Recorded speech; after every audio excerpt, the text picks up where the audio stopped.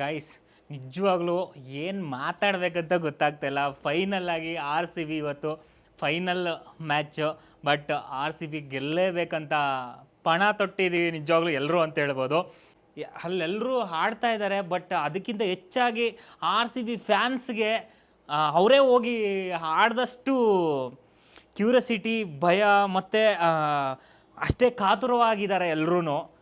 ಜೊತೆಗೆ ನಮ್ಮ ಚಿಂಟೂನು ಅಷ್ಟೇ ಫುಲ್ ಸೈಲೆಂಟ್ ಆಗಿಬಿಟ್ಟಿದ್ದಾನೆ.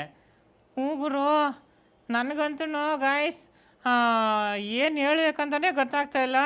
ಸೊ ಇವತ್ತು ಆರ್ ಸಿ ಬಿ ಗೆಲ್ಲಬೇಕಂತ ಖುಷಿ.